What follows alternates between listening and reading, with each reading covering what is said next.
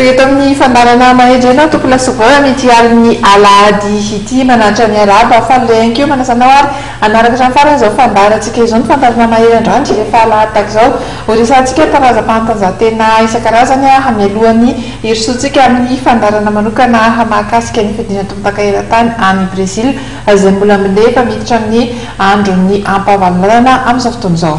Miarabanao mbola dia miarabany koa tsika rehetra ny fanatanjahantena amin'izao halina izao manaraka ny fandarana mahery bana mandritra ny tapany voalohany amin'ny fandarantsika ny tontolon'ny taranja baolina lavalava. Tamin'ny omaly tokoa no natomboka ny fiadiana tomponakany Afrika amin'izay taranja baolina lavalava izay fihaonana ho an'ny makita Madagasikara voalohany nihaona tamin'ny zareo Zimbabweanina ratsy ny vokatra tamin'izay. Tsy mbola afabela tamin'izareo Zimbabweanina tsika zay no azo ilazana azy resin'ny Zimbabwe tamin'ny isa mazava 7-20 isika teo amin'ny pahampitona voalohany na 20 minitra voalohany antsika no afaka nanohatra andry zareo Zimbabwe fitinina aminao ary fisotrony lalao tetsy mahamasina.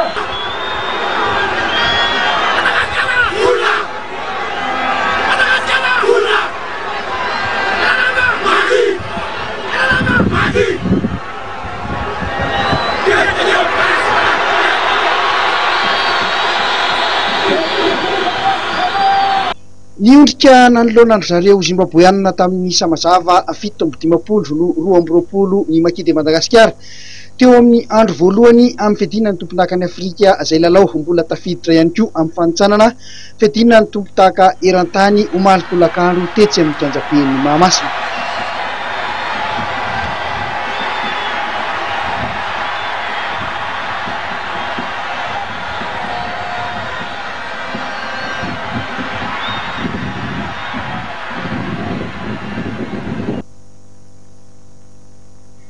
Tao anatin'ny 12 minitra ny fidirana voalohany dia efa nandravarava zareo Zimbabwe ary nahatonga baolina nety tanana roa izay mbola ny ampy hors-jeu iray ka nitokolo izy ireo 5-10.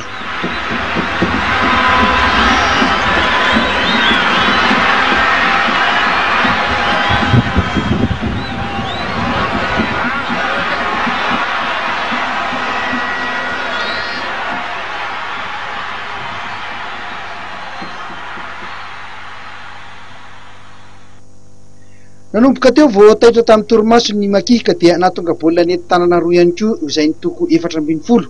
Ny fandanja tsara ny lalao hatreo na dia hita ho nanatombo teo amin'ny tanjaka izay Zimbabwe izay mbola nahatonga ese iray ka nahalasa ny isany 20.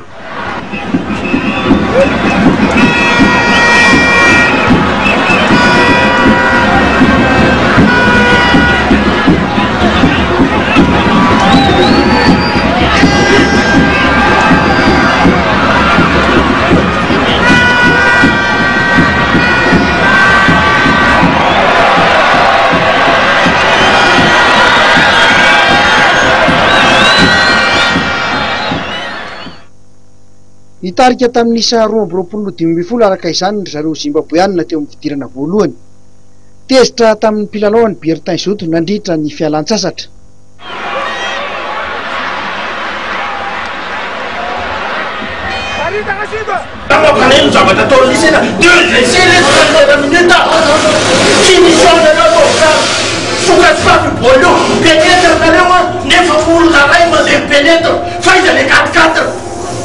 Les 4 ela dessa pessoa tem na demanda disso ali, 4 ela jusqu'à ela dia, a sofrendo na ganso, le 4 lampiasaina tena-diamandra fa vaky io de fasa 10 metatra ny elanelan'ny olona io na 10 metatra ny elanelan'ny olona io fa tasakateray fotsiny ny ambenareo de ny aty amin'ila malalaka be fa ataoko 10 metatra raha elanelan'ny olona ray amin'ny défense plat izy ty mipenetre fa any amin'ny sisiny mity izy mandeha mbola ty sapanareo nany teny ty voasoranareo any zaraka eo ba tsy mahavita amin'ny teny mitsy venisany todiary amin'ny rehefa ohatra tsy hitanareo rehefa miteny velambe be mbola lasa foa ny sisiny iny velambe anazy 10 metatra ny elanelan'ny défense plat finition olona 4 atao 4 misy atao fa mazava zany penetra ny avaray arao izy faza olona ray zany ny atratrarany voly zany.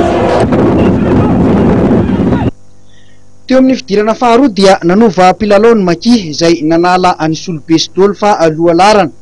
Niova tanteraka ny lalao nanomboka teo satria nanjary nirodana ny Mele lasa maivany sika tao anaty eva ka mora ho an'ny Zimbabwe nanatitra ese.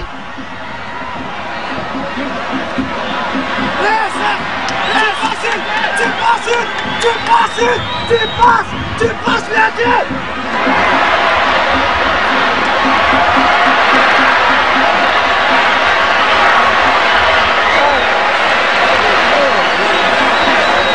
Nitolefika tanteraka ny Maki izay nisesisesy ny baolina matin'ny Zimbabwe ary tsy nijanonjany raha tsy tany amin'ny 7-20.